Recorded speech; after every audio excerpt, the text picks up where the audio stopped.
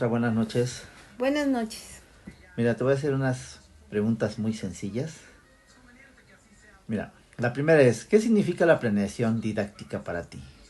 Bueno, planear significa diseñar un plan de trabajo para llevar a cabo con mis aprendientes que contemple aquellos elementos que van a intervenir en el proceso de enseñanza-aprendizaje. Ok.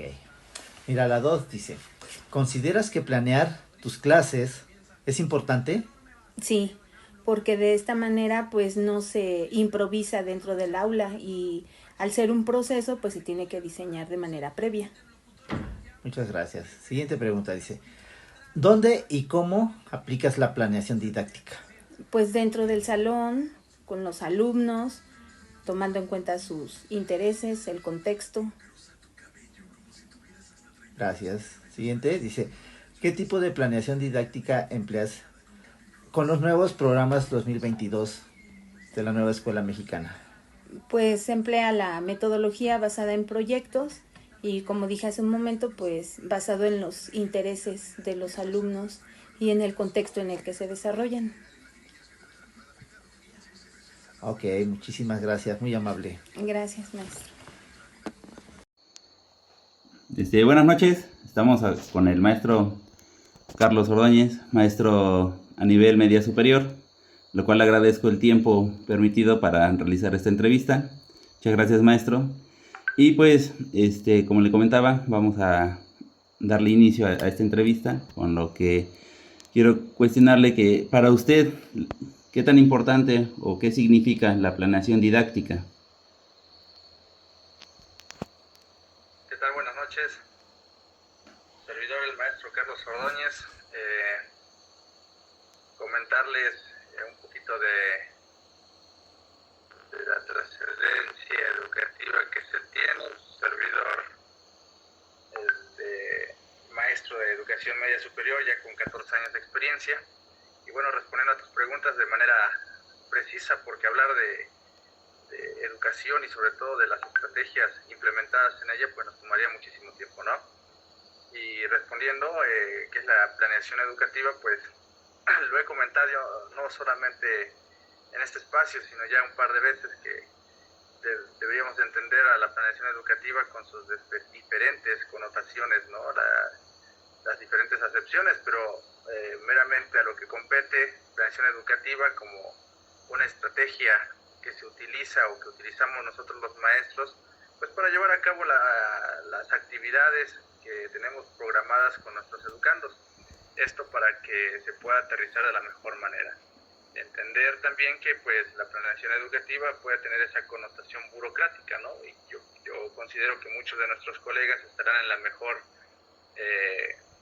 sintonía de entender que pues tiene estas dos situaciones, la situación educativa como una estrategia y la situación educativa como una herramienta burocrática.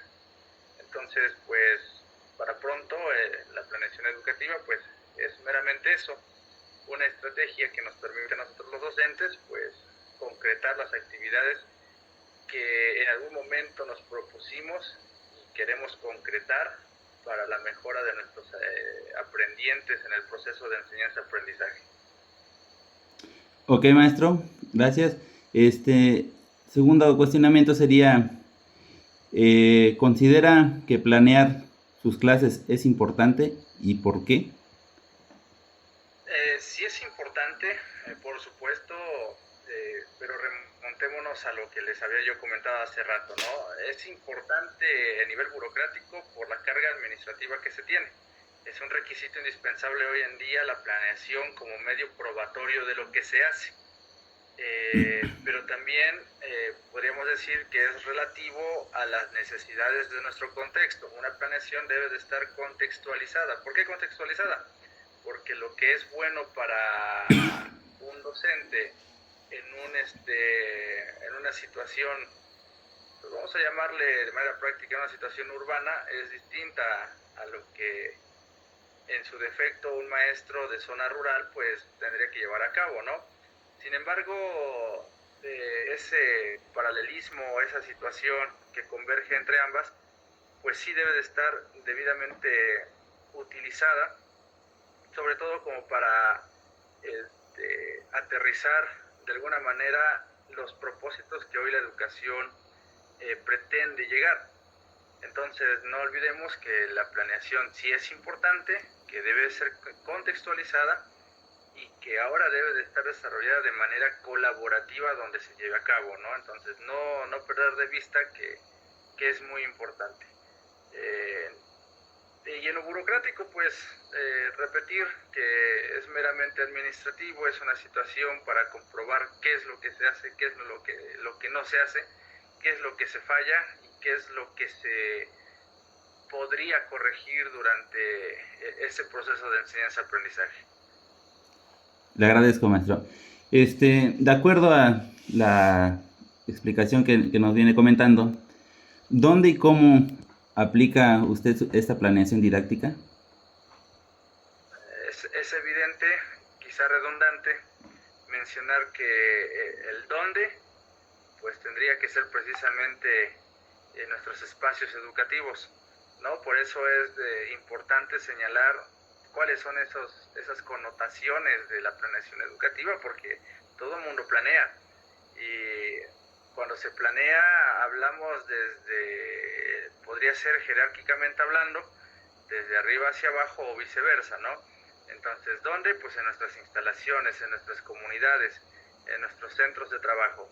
¿Cómo lo hacemos? Bueno, ahora las exigencias del marco curricular común, que es el que nosotros tenemos en pie, que es la propuesta pedagógica ya en la reforma de la educación media superior, pues nos pide que sea de manera colaborativa, contextualizada, activa, a través de procedimientos o aprendizaje basado en problemas, a través de proyectos, incluir a la sociedad, a nuestras autoridades, y bueno, es un sinfín de carga, pues sí lo puedo mencionar, tanto administrativa como laboral, ya que es un desgaste sobre todo por las situaciones que se viven en el país. No son de los más justas, ¿no? Porque hay espacios o centros de trabajo donde pues la plantilla docente, por así decirlo, la planta docente es completa, ¿no? Tenemos maestros que cubren sus asignaturas de manera especializada, tenemos escuelas con tiempos completos, tenemos escuelas que tienen apoyo administrativo, figura de director. Sin embargo, veamos el otro contexto, ¿no? De nuestra planeación educativa. Se carecen todas esas situaciones. Vaya con decirte que una de las problemáticas, pues, probablemente de infraestructura, es que a veces no contamos ni con nuestros propios espacios educativos, y es ahí donde el agente de facilitador o de maestro, pues o se atiende de manera al 100% la parte administrativa que tanto se solicita, o la parte académica, que relativamente eso es lo que más debería de interesarnos, ¿no? Entonces, ¿cómo y dónde? Pues yo creo que esas son las respuestas, ¿no?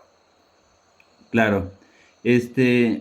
Bueno, por último, maestro, ¿qué tipo de planeación didáctica emplea con los nuevos programas 2022 que propone la nueva escuela mexicana?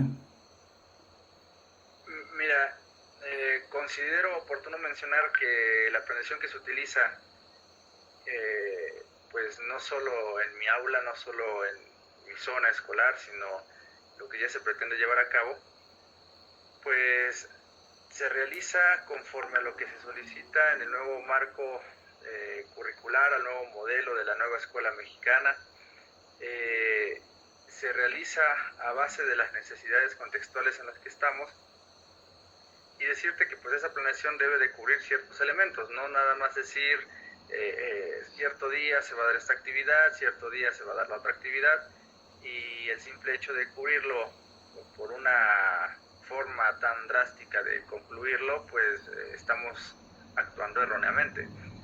Recordemos que la planeación debe de tener características sencillas y a la vez un poco complejas, como lo es el antes, el durante y el después, ¿no? El antes, hay que hacer nuestro diagnóstico para enfocarnos bien en lo que tenemos, lo que no tenemos, lo que hace falta, y probablemente colocar también a dónde queremos llegar. En el durante, qué es lo que se va a hacer, cómo se va a hacer, con quiénes se va a hacer, cuándo se va a hacer, ¿no? Y por último, pues el después de la planeación, qué se logró, cómo se logró, cuál fue ese resultado de la evaluación de ese proceso que nosotros considerábamos. Tener en cuenta que ahora la planeación que utilizamos pues va enfocada a los proyectos. Esos proyectos deben de tener inmerso pues a todos los agentes de la comunidad educativa, y entiéndase por comunidad educativa pues todos aquellos agentes que la conforman, por ejemplo los maestros, los alumnos, los padres de familia, la misma comunidad en la que se encuentra inmersa el centro de trabajo, las autoridades locales y sus subsecuentes. Entonces, de esa manera me parece que podríamos concretar el nuevo programa de la nueva escuela mexicana, que debemos dejar en claro, debería no cambiarse en estos años venideros como para concretar el plan 023 que ya el Ejecutivo en salida pues ha encomendado a la nación, ¿no? Entonces me parece que para poder concretarlo sería la mejor forma la que te acabo de explicar. Ok, maestro, le agradezco mucho el tiempo y también la entrevista que realizamos. Sería de mi parte. Gracias a ustedes, pues que no sea la primera ni la última, ¿no? Quedamos a la orden. Gracias, tenga excelente día. Buenas noches, nos encontramos aquí con el maestro Néstor Ordóñez, maestro de educación básica en la modalidad de secundaria. Maestro, agradecerte por el espacio que nos presta y asimismo agradecer por el cuestionario que por mensaje te hice llegar para darnos pues compartirnos tu experiencia sobre este tema. Para usted, dada la experiencia que ya llevan en el sistema educativo, ¿qué significa la planeación didáctica? Buenas noches. Puedo saludarte, líder. Pues mira, la planeación didáctica, como bien lo menciona su nombre, es un plan de acción que nos permite a nosotros como docentes organizar pues todo este proceso de enseñanza y aprendizaje que realizamos día a día, ya que pues existe un orden estricto de cómo llevar a cabo nuestras clases, ¿no? Y no es otra cosa más que un proceso, un inicio, un desarrollo y un desenlace que debe de tener esta misma planeación didáctica de la que hablamos. Te agradezco, maestro. Entonces, dada esta breve explicación que nos comentas, ¿considera que las clases se deben de planear? ¿Considera que esto es importante y por qué? Claro, considero que es demasiado importante, aunque muchas veces vemos esta planeación didáctica como una carga administrativa, ¿no? Pero no debería ser así, puesto que como te comentaba, hay un proceso, un estricto orden dentro de las cosas, y no solo eso, sino que también la planeación didáctica tiene varios elementos que nos van a permitir articular mejor nuestra clase, por ejemplo, cómo enlazas esta parte de los contenidos con las actividades que vas a realizar, y también a considerar los recursos con los que cuentas, ¿no? No solamente se trata de pedir actividades, ¿sí?